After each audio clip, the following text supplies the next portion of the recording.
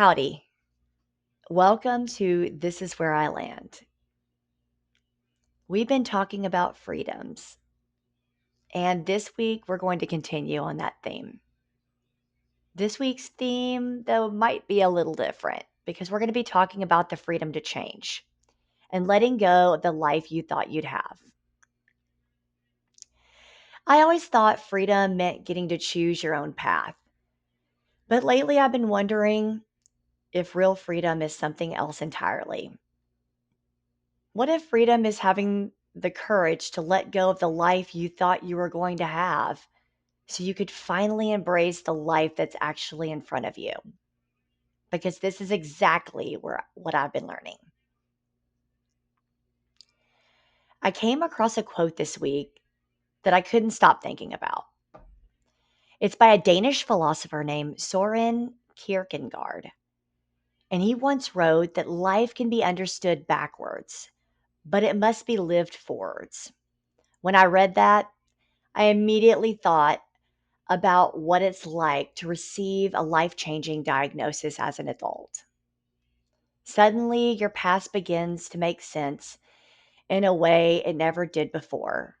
But understanding the past doesn't let you live there, it asks you to carry that understanding into the future. And now, this is where I go slightly off script and see where it goes. About 10 months ago, something that completely changed the way I understood myself happened. I had received a call from a family member who made some observations of me that I had never considered before. Their perspective sparked some curiosity of mine, and instead of dismissing it, I decided to explore it for myself. They wondered if some of the struggles I had carried my entire life might actually point towards me being neurodivergent. Honestly, I wasn't sure what to believe, and it all started making sense. I wasn't looking for a diagnosis, I was looking for another explanation. So I did what a lot of people do when they are confronted with something that challenges the way they've always seen themselves. I questioned it. I sought out second opinions, and then I got a third as well. I went through evaluations, testing, and conversations with doctors, but part of me hoped one of them would simply give me an alternative viewpoint. And that's when denial set in. It's a funny thing, that denial. But sometimes it doesn't look like refusing to believe something. Occasionally, it looks like desperately searching for an answer that feels more familiar. Because accepting this meant accepting that the story I've been telling myself for over 40 years might not have been true. What surprised me the most wasn't even the diagnosis, it was the grief I felt. Not grief over having ADHD, it was grief over the years I've spent believing that I was lazy, undisciplined, too emotional, too much, or not even enough. Grief for the younger version of myself who kept trying harder and harder without understanding why things seemed to be effortless for some people, but exhausting for me. And then that's when the question started. What would my life have looked like if I had known this 20 years earlier? Would I have made different choices? Would I have understood my relationships differently? Another question that I wrestled with was motherhood. ADHD is often hereditary, come to find out. And learning that made me pause. Not because I would have ever wished for a different family. I adore my children. But I couldn't help but wonder how understanding myself sooner might have changed the way I entered motherhood.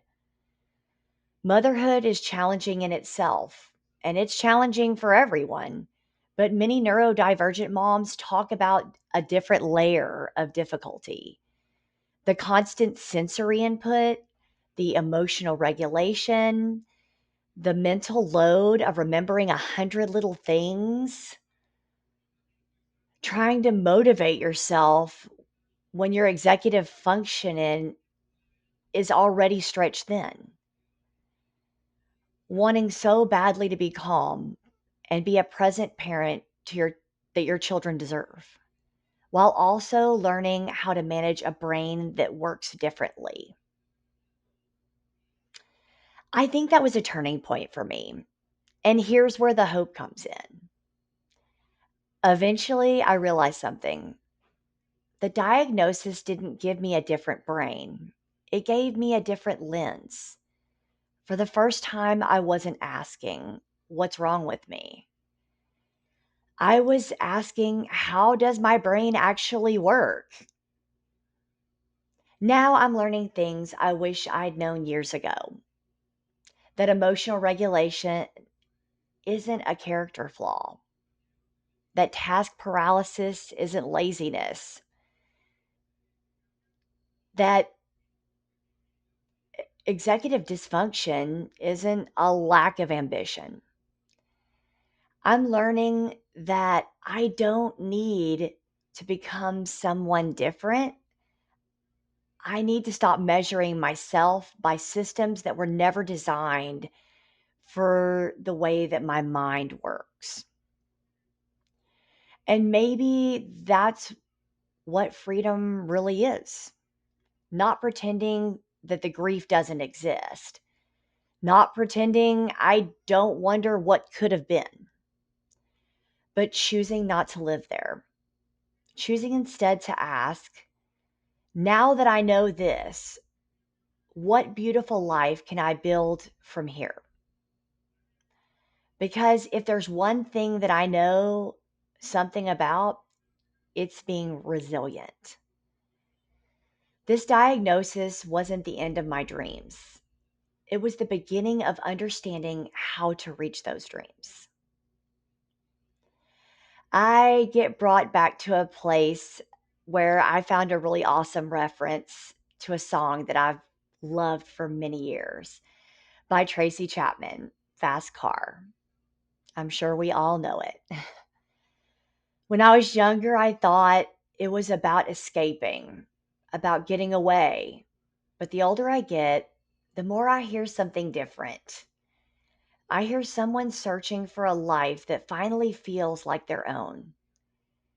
And I think that's what so many of us are doing. We're not just trying to get somewhere else, we're trying to understand ourselves well enough to build a life that actually fits.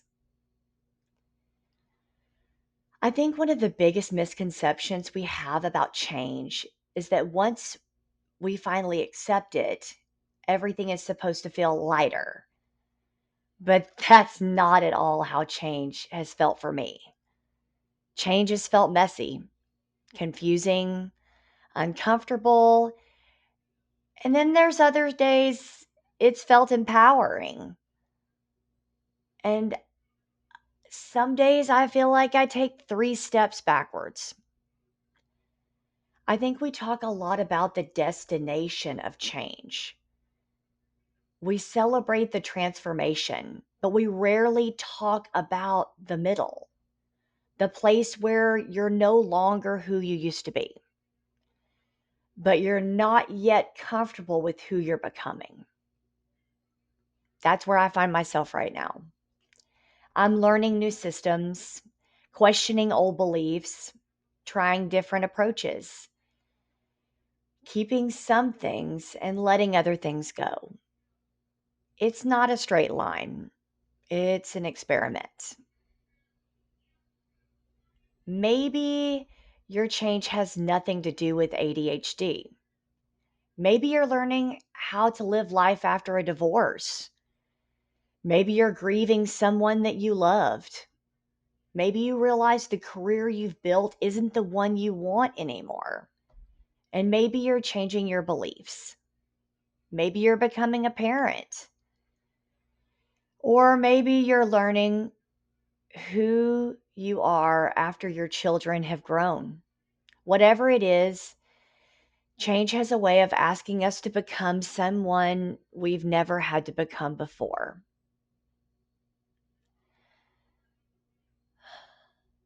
Every meaningful change asks for two things: the courage to let go and the patience to become. So I'll leave you with this.